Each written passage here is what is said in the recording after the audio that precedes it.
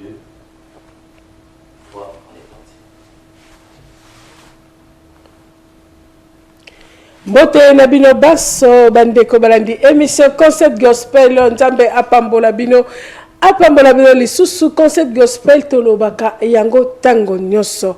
Concept Gospel ezali ba oyo nyoso bateyaka nzambe na kati ya maloba, na kati na loyembo, na kati na kokoma, na kati na mabina pe na masano. Lolenge ya koteya Yesu Masia nde bango wana bakoyebaka solo na koleka na Concept Gospel pona koyeba na kotalisa ngolu o nzambe atina kati na bango. Tango tolobaka Concept Gospel, gospel ezali évangile na lopoto na oyo ezali na lingala ezali sango malamu. Nyonso oyo ezali tout autour ya évangile, tout autour ya sango malamu, lolenge ya koteyela Yesu nde yango wana likanisi ya Concept Gospel. Lelo Concept Gospel tolobi eboti likanisi ya sika na kolobake Concept Gospel tango nyonso tosala kango na kati ya studio tozaka na tango mingi te soki tokoti na loyembo tokoti na mateya mpona kosilisa elengi ya likambo tobandi nde na yango eboti Concept Gospel cœur oyo tokobandaka kosalaka yango na ngolu na nzambe mwa tango mingi na libanda mpo bato nyonso elongo ba oyo bayamba Yesu lokola mokonzi mo pikisi ba oyo nzambe atia likabo na kati na bango ba oyo balingaka Concept Gospel toyeba na kokumisa nzambe ezala na loyembo ezala na mabina ezala na bilili lokola ba film lokola ba théâtre lokola masapo lokola ba poème lokola bayeba koma buku na nzambe nde ekozala na Zen City le 11 novembre na 16h.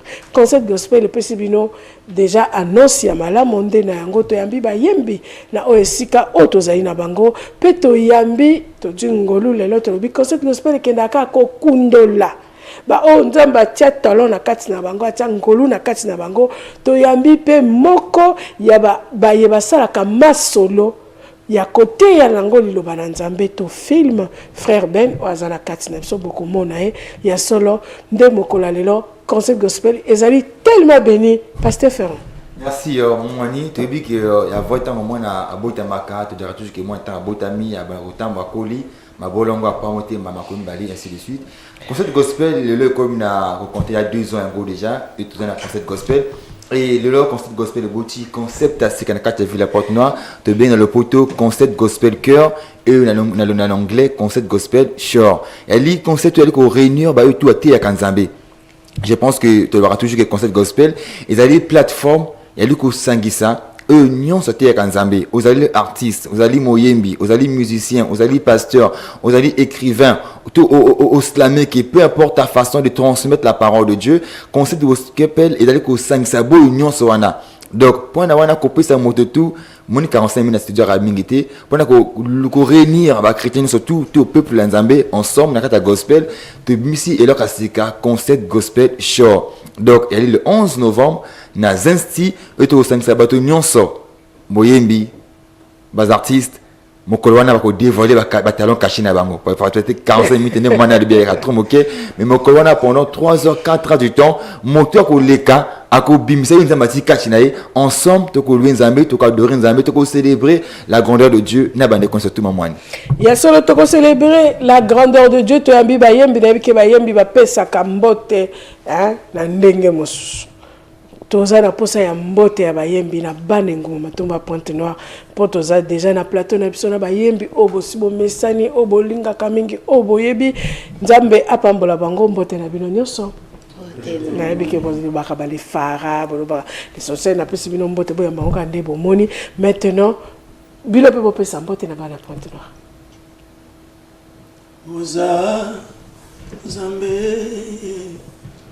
Oza Zambe oh ya Oza Zambe Yozali Zambe nanga Yoza Zambe oh Yoza Zambe Yoza Zambe Yozali Zambe nanga Yoza Zambe o Zamba bayembi abateyo Oza Zambe musangizi abato Oza Zambe na bomo Yoza Zambe Yoza Zambe Yoza Zambe Yoza Zambe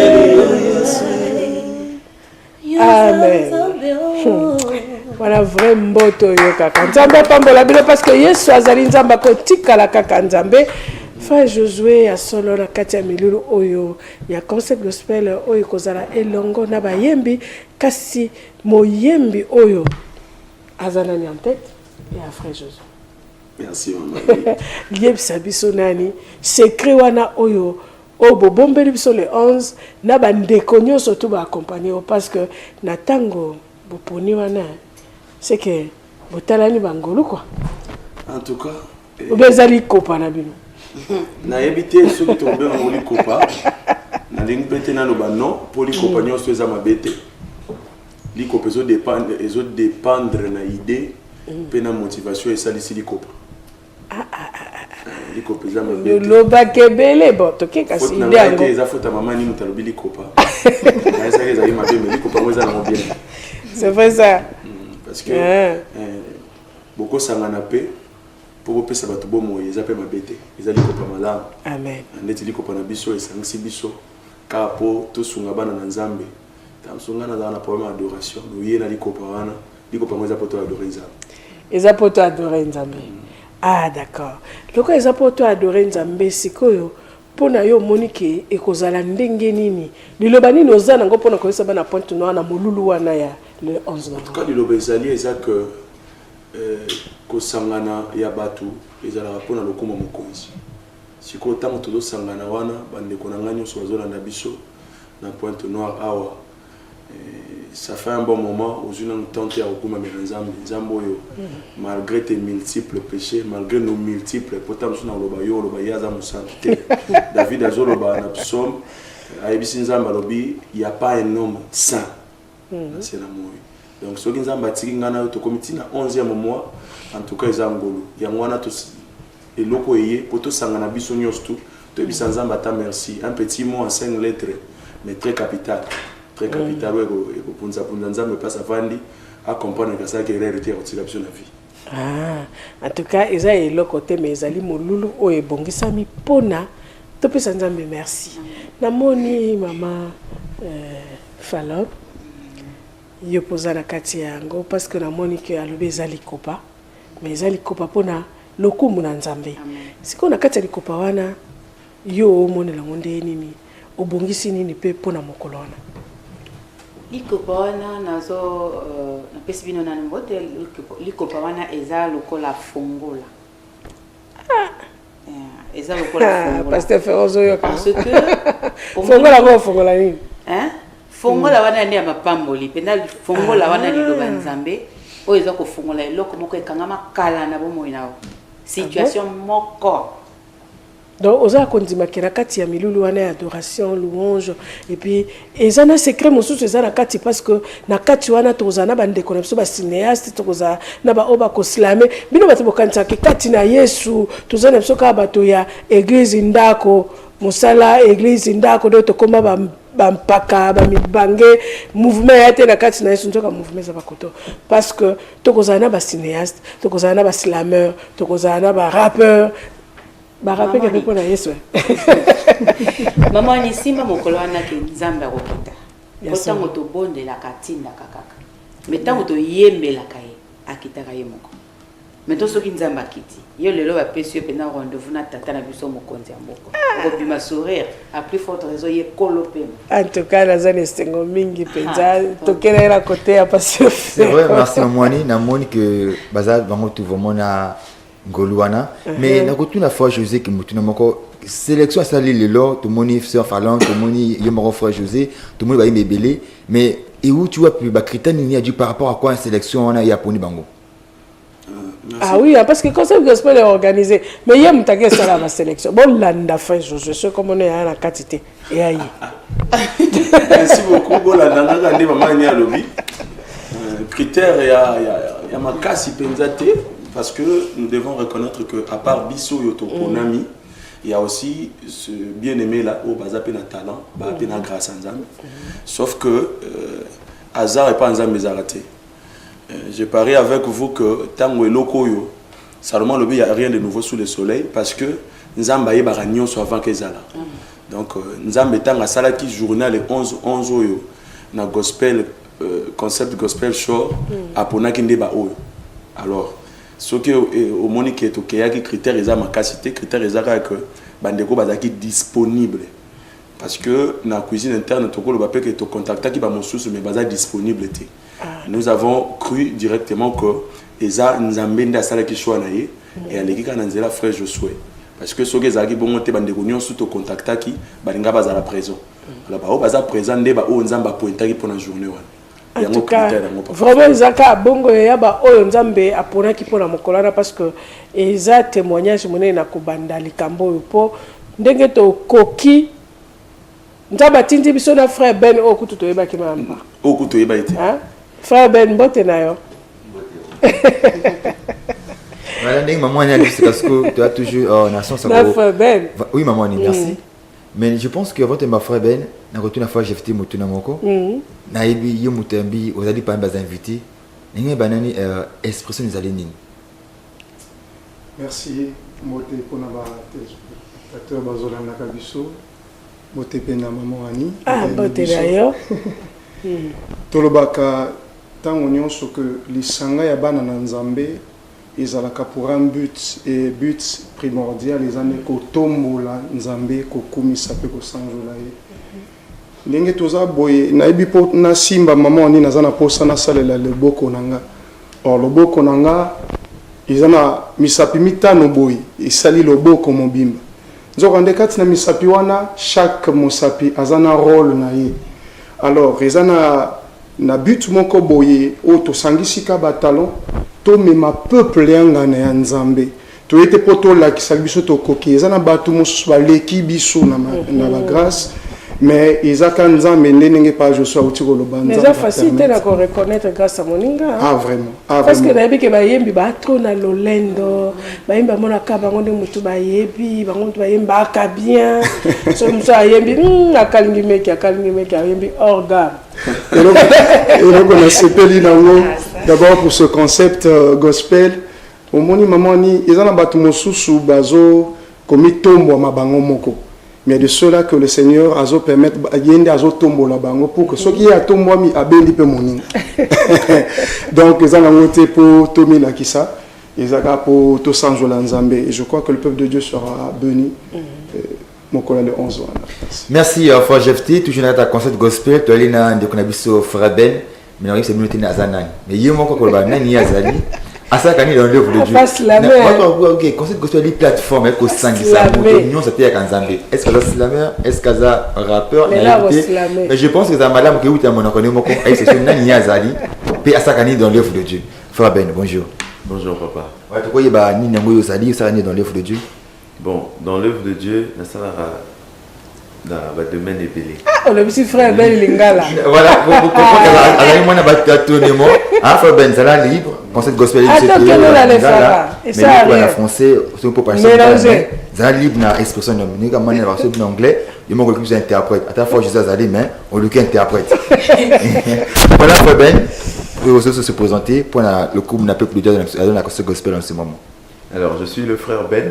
Je suis un instrument que l'Éternel utilise dans le domaine culturel pour communiquer l'évangile, pour faire passer le message de Christ en ces derniers temps.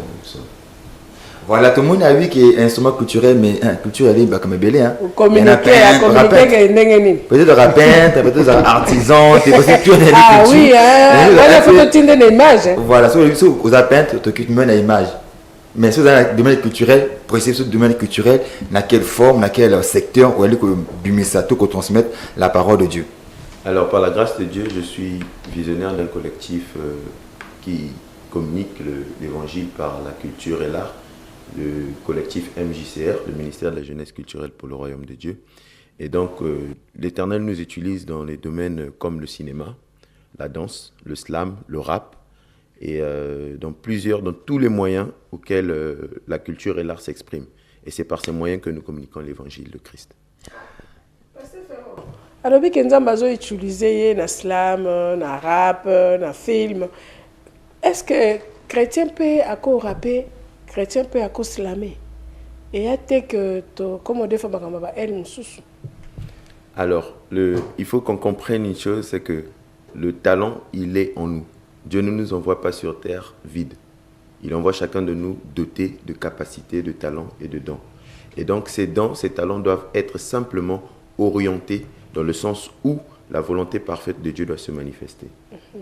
Voilà. Maintenant, frère Wana, quand tu dis comme ça, si je comprends bien, c'est comme si il y a déjà un groupe qui est slamé, qui est déjà rappé, est-ce que slamé na bango pour tout le monde a mingi rappé que quatre basuki lokola bato mitu esalaka bien, hein, bazalaka branché, bamsusu balataka ba fashion, bamsusu batiaka biloko matoi, bamsusu selon culture na biso africaine.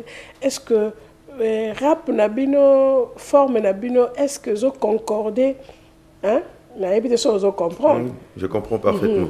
Alors déjà que la Bible nous enseigne d'être la lumière du monde. La Bible dit que nous sommes la lumière du monde et la lumière éclaire là où il y a les ténèbres. La lumière n'éclaire pas là où il y a la lumière, mais la lumière éclaire là où il y a les ténèbres. Alors l'objectif pour nous en tant qu'artistes pour Dieu, l'objectif pour nous c'est d'être une lumière aussi dans ce domaine. C'est-à-dire que dans le côté vestimentaire aussi d'apporter un exemple. D'être un exemple du côté vestimentaire, montrer aussi à ceux-là qui ont perverti le talent qu'au travers de ce que Dieu nous a remis, nous pouvons communiquer aussi un message par le vestimentaire. Voilà, merci frère Ben, merci beaucoup. Vous devez comprendre que frère Ben azali awa azarti, azali a simbi côté chorégraphie, côté cinéma. Mais à se préparer na ko slammer, hein, parce que nani a simbo tete, ya yemba te, il faut slammer. Il y a des visionnaires. À se préparer. Donc merci mamani. Dans Ali moto simbi côté slam, rap, côté théâtre, il y a mon collègue 11 wana de Beaux-Arts le 11. Vraiment frère Ben à présenter Bino Singeli Bo comprendre pour que la parole dise facilement et les camarades mamani. Pour moi que Katina yes nyo sezali. En tout cas nyo sezali parce que frère Ben a suki kana rapte, a suki kana slamte, a suki azali na ngolu ya kosangisa bilenge ebele oyo ba talent eza ebele. Et ndenge tozolo baboye eza pena film o eza ma court métrage oyo ebimi pour la côté ya nango liloba na nzambe moni to lobi concept gospel ba onyo bate akayesu na maloba na loyembo et puis titre nango ezali. Merci mamani tozo kena fa Ben à lui titre vous allez quand l'impossible devient possible. On appelle ce titre nango. Quand l'impossible devient possible. Yom to mona ke anyo se suki nyo se baby en tout cas et ana mate ya na kati nango oyo komona nyoso tu wana boko découvrir ango le 11 novembre na 16h donc na 11h t na 16h na Zen City elongo na bandeko na biso papa mbote na yo hein avant to continuer na frère Ben to kotoyo on peut se présenter parce que tozala qui la fois passée tozala qui la fois passée tu m'as quand même pas comprendre. Je suis le frère Juste Goma, coordonnateur et visionnaire de la famille Shekinah Gospel. Nous sommes coordonnateurs Shekinah Gospel. Ah oui. Au Coco, ça, moi, je suis potoyer, ma coordonnateur peut baïmba.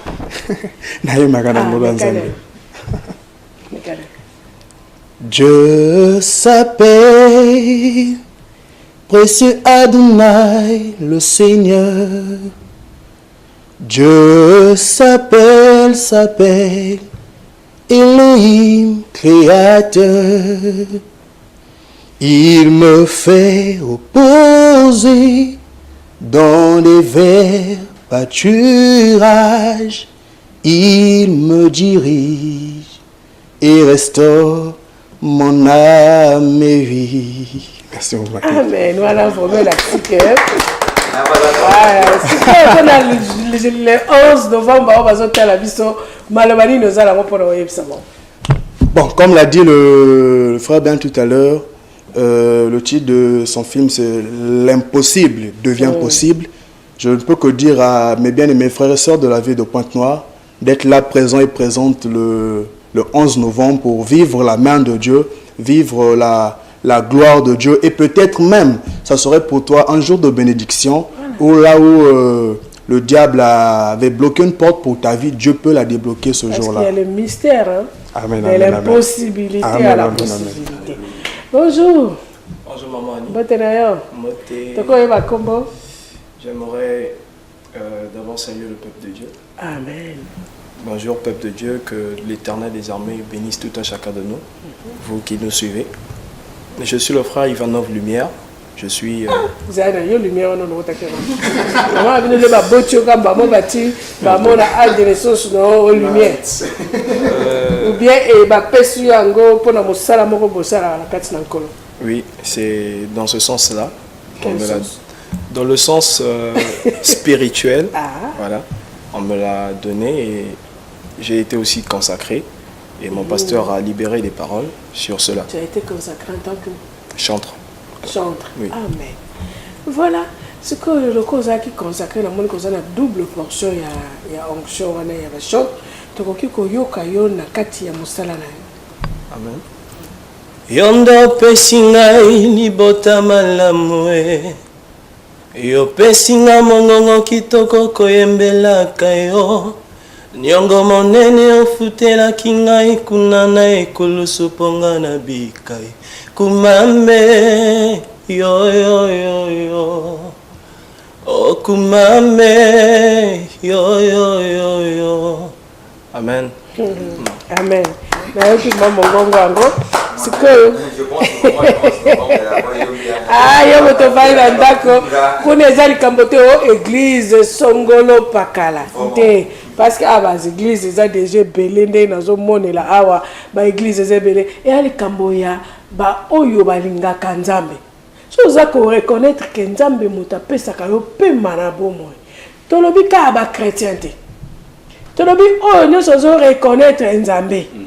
Parce que okoloba te balobi ba chrétien balobi ngai te ata osambelaka te mpe malabo moyoza nango nzambe moto apesi yo peut-être ozomiyeba te ke nzambe apona yo okomiyeba ndeni yaka elongo tokumisa nzambe apesa yo pema nzambe apermettre ndenge frère Josué alobi okoma na fin de l'année ya 2017 okoma na novembre.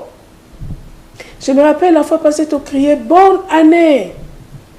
Et à qui la bilingue, la somme ko bakenda ki nzela la frontière, bango pe ba crier que bonne année. Soka yeba ki que bonne année azo crier wana eza ya suka. Na yebite soki angaka kaka le même jour angaka bongo mangaka boya même ko kende na nzela ya frontière. Parce que oye komela ki bango kuna, bango nyonso na mutuka na bango. Vraiment bakenda ko continuer bonne année na ce jour de mort. Il faut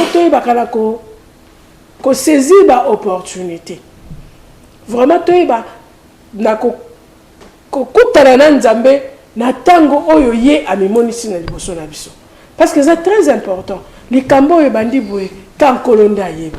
Azo kele kokokisa kayango kaka ye moko. Peut-être ka pona yo, peut-être ka pona yo. Peut-être ka pona impossibilité et comment possible na vie na yo. Na vie na ngape hein. Ponga ata na za tuyo soki mayeleki, il faut tika ba trace. Donc il faut tout se préparer pour le 11 novembre. Vraiment le 11 novembre, bisogno surtout aux invités. Mamani. Et ça la papa Cliff, tous invités. Bisogno. Famille Bomengo tout aux invités. Ande ko junior ba sende kazola na biso bibiazi. Ngala lobité. La lobité que kaka yé. La lobité comme on a été là, on a vacciné le lobby est très important maman ni c'est que les arbres de mususu ba wala na biso peut-être dans la famille na bango chaque année va couper la moto. Peut-être. Et à éviter si que liste comme un tour naé comme les autres traîner wana ou bazo kanila wana ya. Oui, c'est déjà un sikoyo milulu yé pour anini. Tango yé ako kumisa nzambe. Nzamba longole na liste wana. Tango susu yé bakani la 2018 a komate. Siko milulu eza visa. visa. Parce que c'est fallu dans lobby tant que ça mbela ranza menza matinda ba ange. Nzo ange bako kangai. Daniel a nyoko moi 21 jours nzo jour ali boso ba zoa réponse. Et kanga manango na likolo ba tant to gumba melaka yeto ningisa kiti tellement kiti zo bouger nza mabina na vendre le soute. Talaka ngwele na vendre menza matelemaka. Si vous avez un kita na louange na adoration mama ta batako na liste au kota 2018 au kota on encore likambo to le beza pona ko flatter te bien aimé je me rappelle yana mona moko ba komela qui est que 16 ans a ko kisangote et azala qui conscient vraiment conscient mais moi na wana zaki sokalinga kende l'église molimo moko zo bane ko kete mokolo même ayaka ki na l'église à koti bazo lo balaye sur place que oya wa kosala nini bima soki te to ko bola yo et tant azaki na kati église nganda moka ki mosika eyemba ntemba mokili bazo lo bane kolanda no mate wana te yemba kano nzembo wana na kati l'église et puis azaki kotosa maintenant là comme il est à service babandi ko bondela pona bato balobi na ebima ba protocole ba ki na porte bakangi moto obimate atongi avandi et tango babandi ko prier manifestation salami et aki etumba monene na to mona makambo vrai etumba mais tango makambo to esili mona wana zongi normal batuni nini kaka mwana moke aki na tona na 13 ans abi na mona ki pasteur azobunda na koko na ngai na mo andako moko boya moke ngara saki ya okangama na kati mais etumba wana zaki tellement makasi que a comprendre moto wuti soki wapi etumbi ndako wana ya zikite ya bimi mais physiquement comme ça moi on a ça conscient que 15 ans et kokoka et sili 16 ans comme on ngote il faut kufa et puis ayeba qui peut bien moto akapembe na yewana lobi na que koko na bino aliaka koko na ngai. Maintenant yope il faut na lia yope na âge ya 16 ans. Makamna lobo eza ya ba kote so na likelemba. Oh yo kana ce sont des choses vraies. Merci Mamouani, je pense que il y a les témoignages authentiques. Mais toujours cette relation c'est un concept gospel et activité, je pense que tu en as régulièrement capital quand on a possible devient possible. On a beaucoup c'est au café ben à expliquer ce comme ça tu vas comprendre parce que jour en AP je pense qu'il y aura pas je pense il y aura des scènes théâtrales qu'on vivre en live mais quand le possible devient possible ben par rapport à quoi et ni ne bon monata témoin. Alors c'est comme dit le thème c'est l'histoire d'un homme qui se suffit qui a tout dans sa vie, l'argent et les entreprises, il est un homme d'affaires et vraiment il croit que l'argent résout tout quoi. Après, à un moment donné, il a un collaborateur d'affaires qui lui parle tout le temps de Christ, qui lui parle de Jésus. Et il dit au collaborateur que Jésus, c'est pour les pauvres. C'est pour ceux qui n'ont pas ce que moi j'ai. Et moi, j'ai tout. Donc, je ne pense pas que ton Dieu, il peut faire quelque chose pour moi parce que j'ai déjà tout. Et un jour, dans son parcours de vie, il rencontre un fléau, le VIH. Il est atteint du VIH. Lorsqu'il va voir le médecin lui fait comprendre qu'il n'y a pas un traitement qui peut te guérir, sinon que te maintenir par des traitements, des antirétroviraux. Et c'est à ce moment qu'il réalise que sa vie est en train d'aller vers son terme. Et il se souvient de cet ami, il repart vers cet ami pour lui demander, il lui dit, mais toi tu me parlais de ton Dieu qui est capable de guérir toutes sortes de maladies. Est-ce que ton Dieu peut me guérir par rapport à ce que j'ai reçu comme fléau?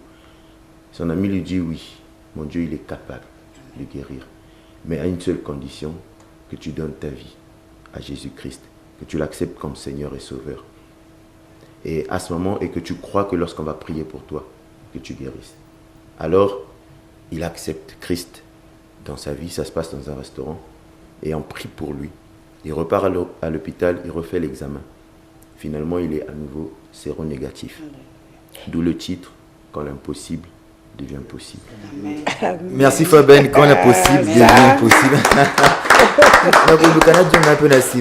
C'est vrai que vous en êtes à loin, mais nous avons suscité Kachinayo Obimisa au comme un niveau comme ça bah c'est mieux mon copie au acteur déjà na acteur depuis kala to a joué théâtre na ba esobe na ba papa libandi na ba na moi susciter réaction ya ko luka peut au transmettre c'est ali gospel hein côté gospel donc nous pousser au il y a la parole de Dieu à travers bah film, à travers bah court-métrage, il y a eux bis casco.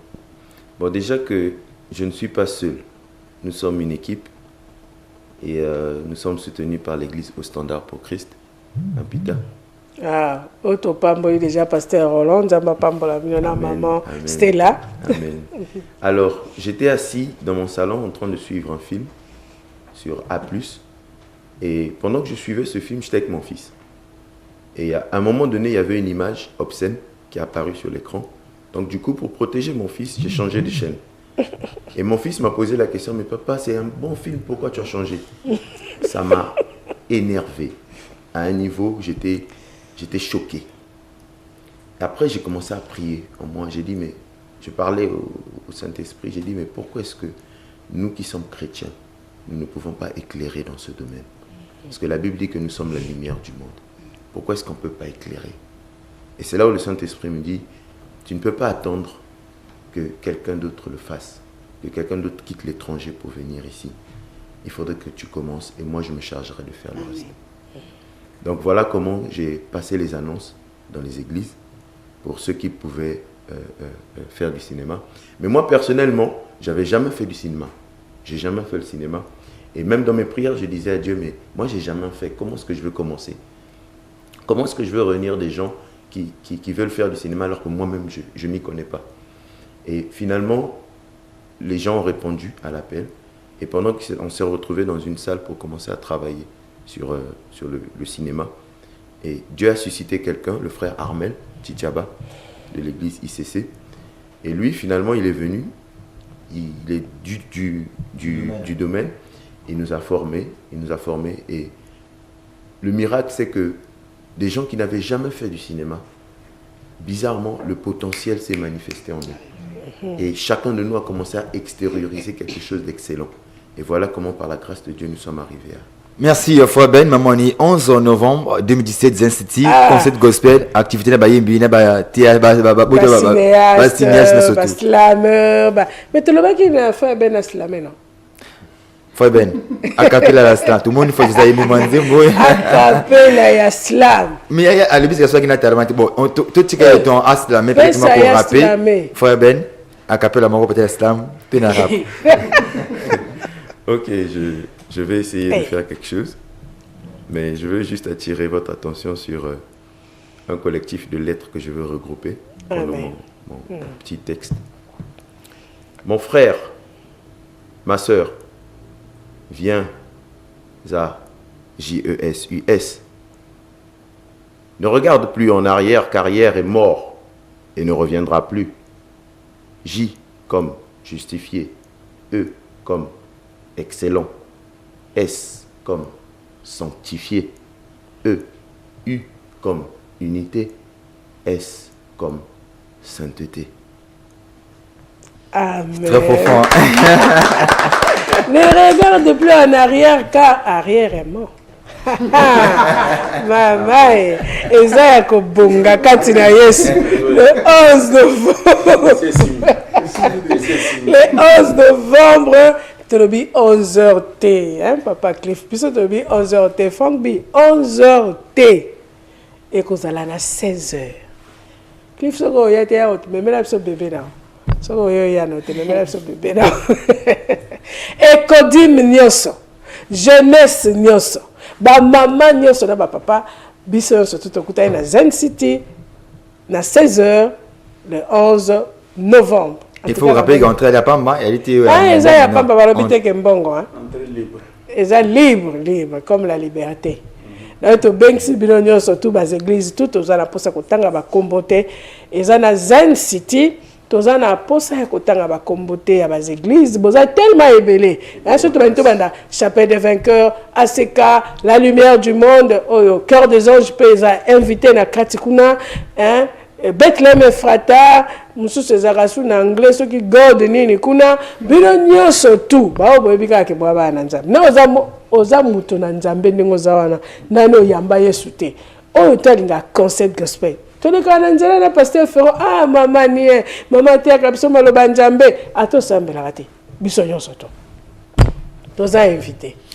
Merci Mamani. 06 602 75 44 pour plus d'informations. Ou bien le numéro 04 442 94 15.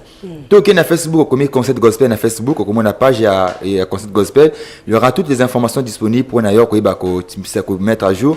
To na YouTube pour recevoir des émissions surtout to sport surtout les événements pour que aux angamo kolonate. Mamani toujours to ko bossa to pambola itel. To ko bossa na parce que na kati ya YouTube il faut taper Concept Gospel MCR TV au comment la base émission na biso Concept Gospel MCR TV ça lango facile yango to pesi merci na SAD établissement SAD na oyo etali ba téléphone itel merci beaucoup na ba soutien na bino merci na LG Regal merci na BNB Production to bosani binoté parce que bozali ko soutenir biso na katia mosala vraiment merci beaucoup na mosala bozali ko sala mais to zongina ni na bayembe parce que boyemba ikanze moko to yoka ki susute surtout ça falon yo yembe Mama ni osengite na senga bana sengite na bon donc na yemba ya o biso to yemba na yebite OK to pusani le to mami Topusani petongum pameli Yahweh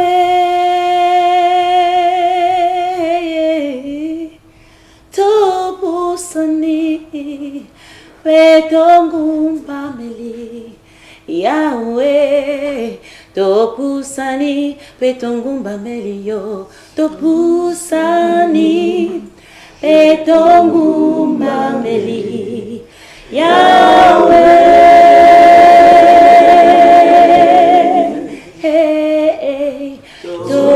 Tofusani Petongum Mameli Yahweh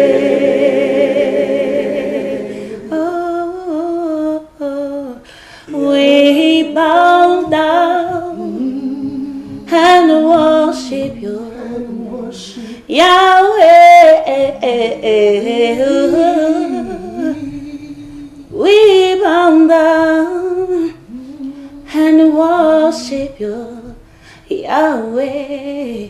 We bow down and worship you. We bow down and we worship you, Yahweh.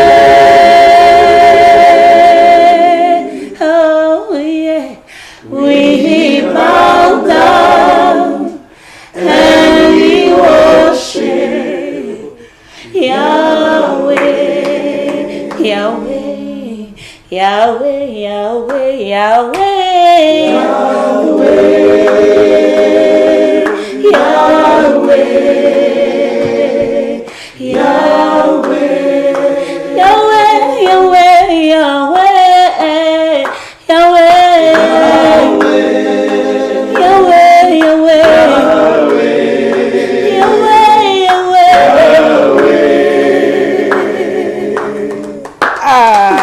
Obenga kamaro to bito za na Zen City parce que sina kota ki na présence de funa zonga lisusu pona zonga émission makambo yo nzambe sunga to kangika ba frère mais toujours le 11 novembre to kutana biso yo na Zen City parce que faire omona ngondene omona ngote vraiment je pense que activité il y a tu as frère Ben abandance déjà révélation Frère Ben, peut-être moi c'est la meilleure qui n'a moutu, moi rap moko, n'a été moi impression les années point à activité tout point à moi à capella tu peut-être casco.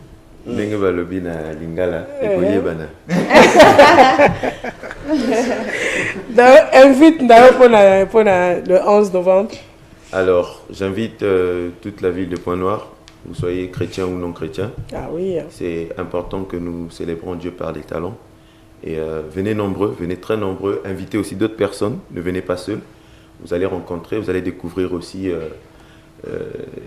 les différentes chorales, les différents talents. Vous allez rencontrer aussi, vous allez voir aussi le produit qui sera là sur place, le film, quand l'impossible devient possible. Donc, venez nombreux. Voilà. Merci Maman Annie. Quand l'impossible devient possible, je pense que le 11 novembre, donc on vit un peu quand l'impossible devient possible. Au lieu de peut-être naka, ou peut-être na ma situation, il y a comme on comprendre qu'à travers aussi les adorations, nous avons touché vinao, à travers la pièce théâtrale, nous avons pas mbolabo moinayo Maman Annie. Il y a seulement nous avons pas mbolabo moinayo, mais to lobby boye.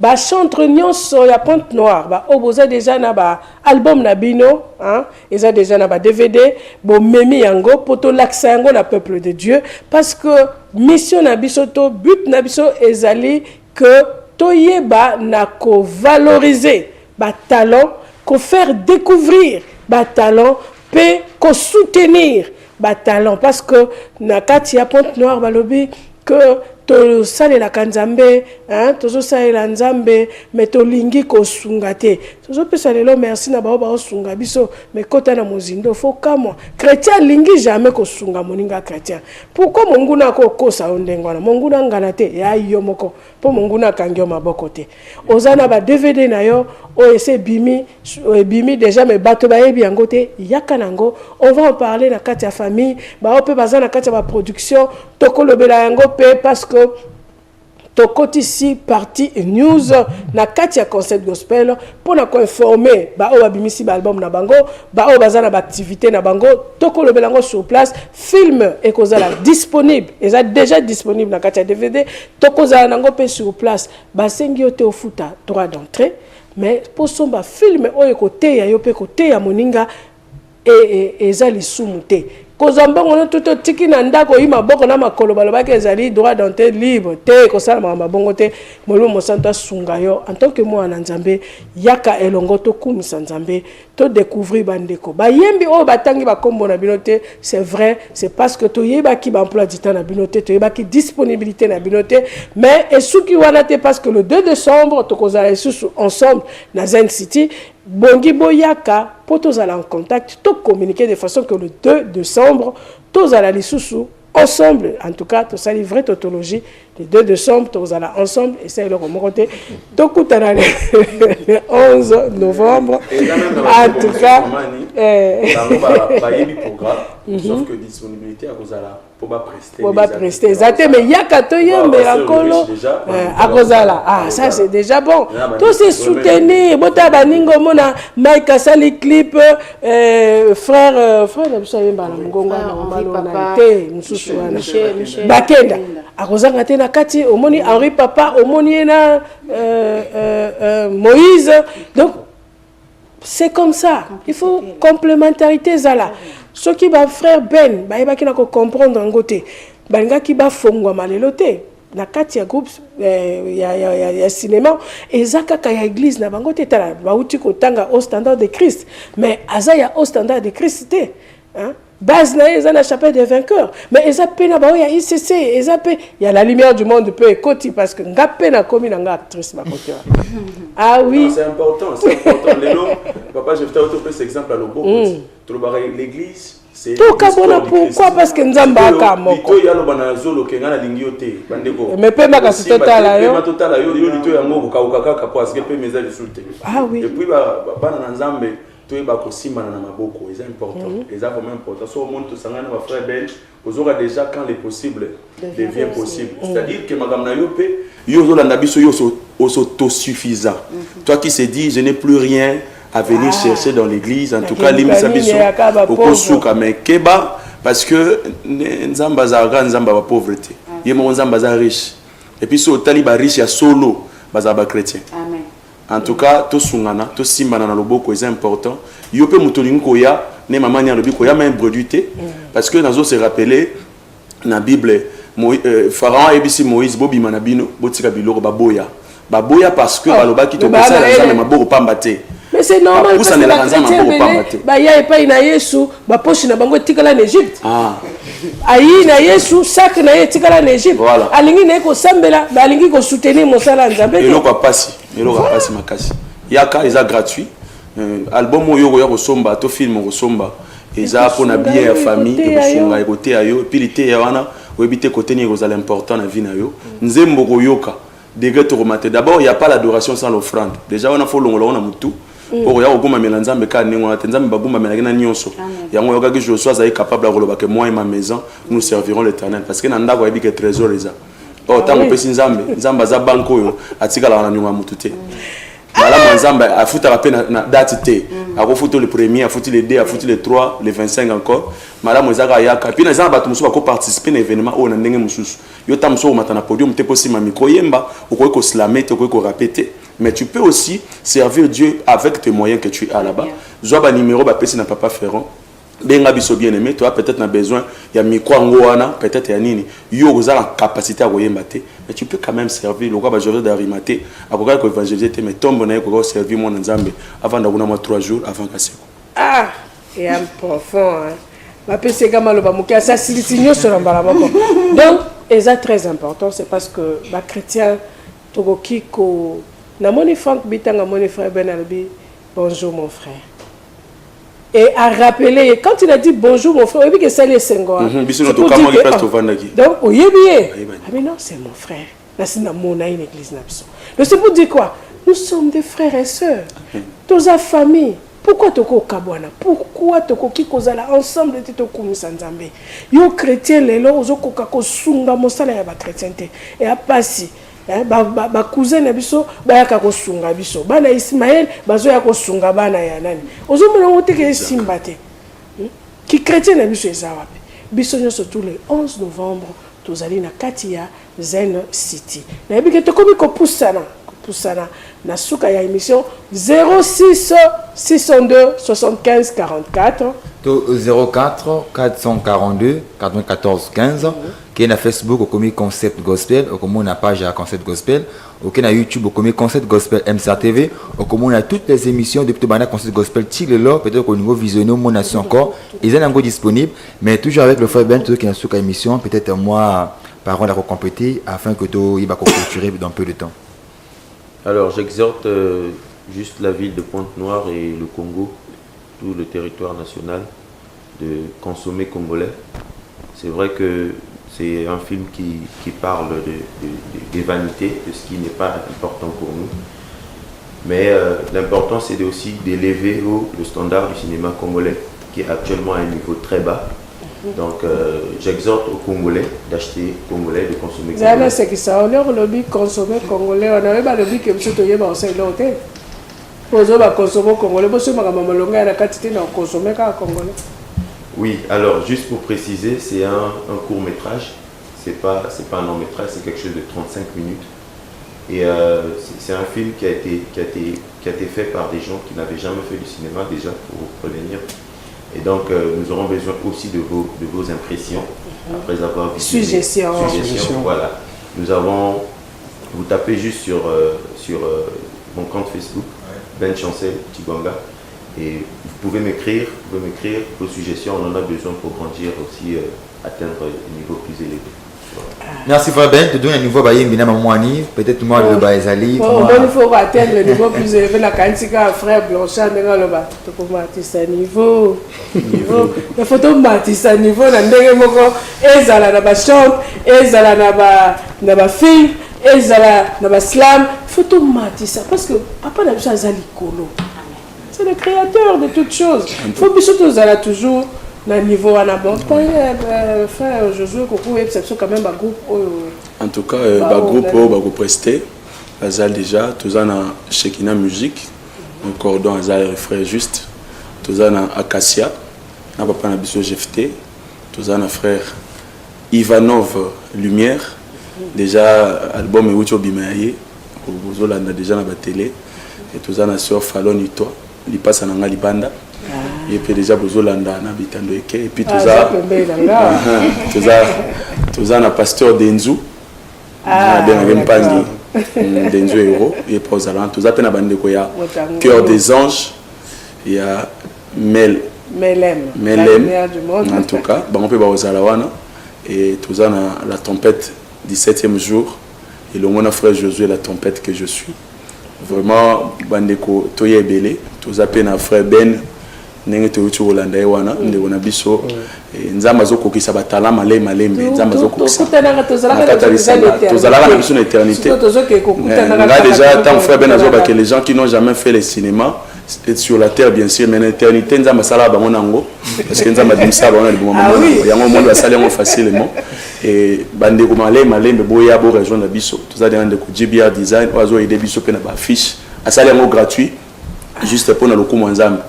Alors, ceux qui ont se joindre dans la biche aux Aramabete, Zamba Pambola. En tout cas, Zamba Pambola, tu comme la souka ya émission la biso to ko bossa na te na kopesa merci na Biwan to benga ke toujours Biwan les frères na biso Franco Bi parce que yende moto asungi biso na mokona lelo pe to bossani te sunda mopila yepe azalaka régisseur na biso et to bossani te Cliff Bomengo ye lelo azalaki na biso na kati ya bilili yepe akosunga kabiso mingi na kati ya mosala oyo. Merci na bino surtout l'homme à la face du hippopotame, que Dieu te bénisse, le conseil spirituel. Il y a émission Concept Gospel de la lumière du monde dans la cœur des anges Nzambe apambola bino na yebi que bozo bongama déjà bobanga te frère Josué obang sana yebi note Sabeli Diaconesse Sabeli Christ TV, grâce, surtout que Dieu vous bénisse. Josué assis Saramalo Bate. Bosanité, papa Alain Kabea, voici l'agneau, un pasteur Gaston. On va aider sur les instruments quand même. Merci. Merci Nabino surtout en tout cas. Aussi c'est émission 06 602 75 44 pasteur Ferrand. 04 442 94 15 YouTube émission disponible. Facebook émission peu disponible toute l'année prochainement mais pour la construction que ça ba mignon sur mon spécial déjà c'est déjà vous contacter Bissot comment tu ça la promotion en gros parce que c'est ça même notre objectif faire la promotion il y a des œuvres et tu ali à eux que confesser comme dans Zambie la base activité bien sûr bien sûr la activité pas l'émission le 11 novembre 2017 dans un institut contacter Bissot tu vas comment replacer na combo na ce moment amen Kono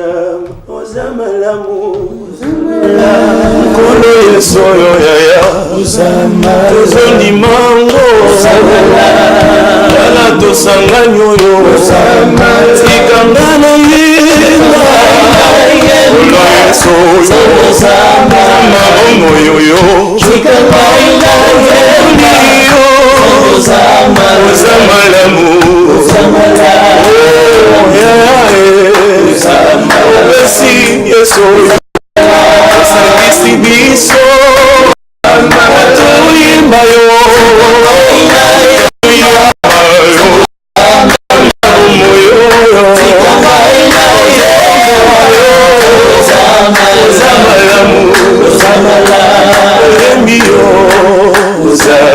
Zamalamu Yesu, Zamalamu yoyo, Tikangana yemba,